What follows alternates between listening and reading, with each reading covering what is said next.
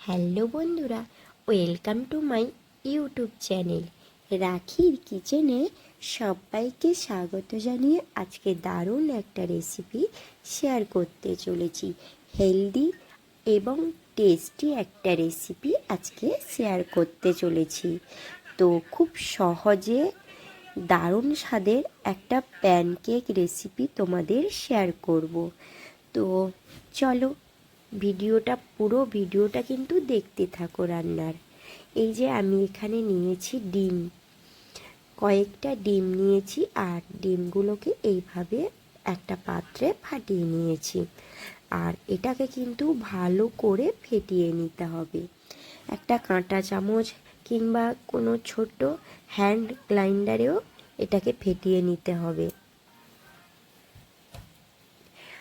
আর এই যে একটা নিয়েছি ব্যানানা মানে কলাটাকে এভাবে টুকরো টুকরো করে প্রথমে কেটে নেব। তো দেখতে পাচ্ছ কলাটাকে আমি টুকরো টুকরো করে কেটে নিয়েছি। আর কলাটাকে একটা কাঁটা চামচ দিয়ে আমি একটু কলাটাকে ভালো করে মাখিয়ে নেব ডিমের সঙ্গে। আর এই কলা আর ডিমটাকে আমি একটা গ্রাইন্ডারে গ্রেট করে স্মুদি বানিয়ে নেব। তো দেখতে পাচ্ছ খুব সুন্দরভাবে এটা স্মুদি হয়ে গেছে। এরপরে আমি কি করব, এখানে অ্যাড করব ময়দা।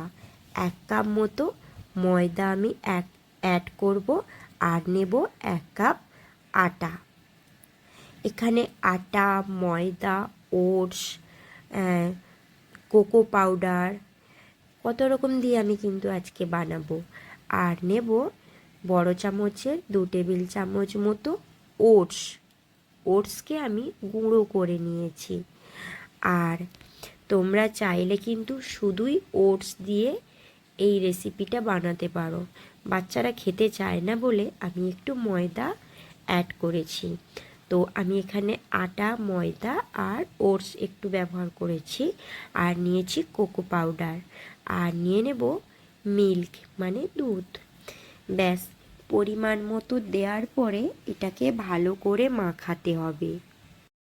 যেহেতু আমি ডিম দিয়েছিলাম তাই আমি এখানে ফ্লেভার ব্যবহার করব। আর আমার কাছে ছিল ভ্যানিলা ফ্লেভার।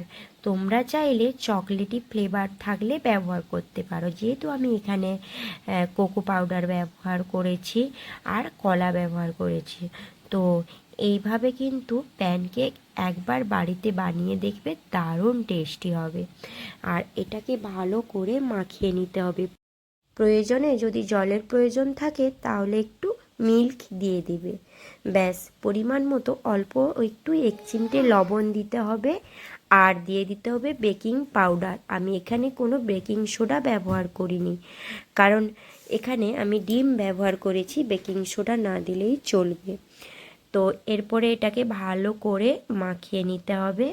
আমি এখানে কোনো কিছু সুগার ব্যবহার করলাম না, কারণ এখানে আমি কোকো পাউডার দিয়েছি আর ব্যানানাটা দিয়েছি।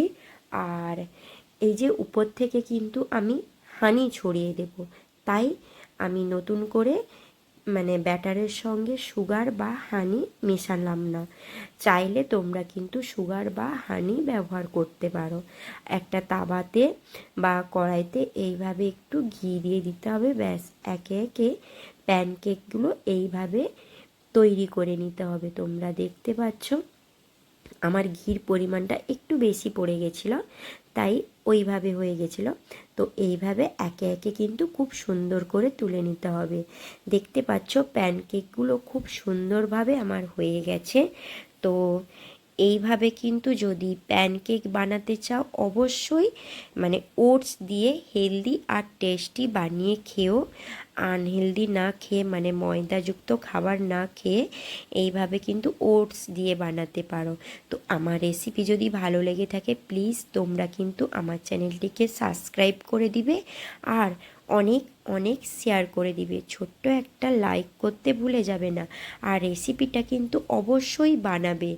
আর এটা কিন্তু গ্যাসের ফ্লেমটা লো করে রাখবে আর যখন তখন দেখে রাখবে, কারণ যেহেতু এখানে আমি ব্যানানা ব্যবহার করেছি নিচে থেকে পুড়ে যেতে পারে, তাই এগুলোকে সাবধানে ভেজে নিতে হবে। খুব সুন্দর আমার এই রেসিপিটা হয়েছিল। তো তোমরা কিন্তু এইটা একবারের জন্য হলেও ট্রাই করবে আর আমাকে কমেন্টে জানাবে। আর পাশে থাকা বেল আইকনটা প্রেস করতে একদম ভুলে যাবে না। কেন বলো তো, আমি নতুন নতুন যখন ভিডিও আনবো তোমাদের কাছে নোটিফিকেশান চলে যাবে। উপর থেকে একটু চকলেট সিরা হানি ছড়িয়ে দিয়ে এইভাবে পরিবেশন করে খেতে পারো। খুব সুন্দর একটা রেসিপি তোমাদের শেয়ার করলাম। আমার রেসিপি অবশ্যই ভালো লাগলে তোমরা কিন্তু বানাবে আর বানিয়ে আমাকে কিন্তু কমেন্টে জানাবে। প্রথমেই বলেছি সাবধানে এগুলো ভাজবে, নিচের থেকে পুড়ে যেতে পারে, কারণ আমার প্রথমটা ভাজার সময় একটু পুড়ে গেছিলো। তারপরে আমি খুব সুন্দরভাবে সাবধানে ভেজে নিয়েছি। যেহেতু এখানে চকলেট, মিল্ক, ব্যানানা তিনটি উপাদান দেয়া আছে, নিচের থেকে পুড়ে যেতে পারে খুব তাড়াতাড়ি। তো খুব স্মুদি আর স্পঞ্জি হয়েছে, তোমরা দেখতে পাচ্ছ। সেটা আমি তোমাদের আর নতুন করে দেখাবো না। মোটামুটি আমি অরিজিনালভাবে সবটা দেখিয়ে দিলাম। টাটা, সবাই ভালো থেকো, সুস্থ থেকো। এরকম একটা রেসিপি অবশ্যই বাড়িতে বানাবে। আর বাচ্চার তো খুবই প্রিয় একটা রেসিপি চকলেটি প্যানকেক, তাই না? আর এখানেই আমার রেসিপিটা শেষ করলাম। আর আমার রেসিপি অবশ্যই ভালো লাগলে তোমরা আমাকে বানিয়ে কমেন্টে জানাবে। টাটা, সবাই ভালো থেকো।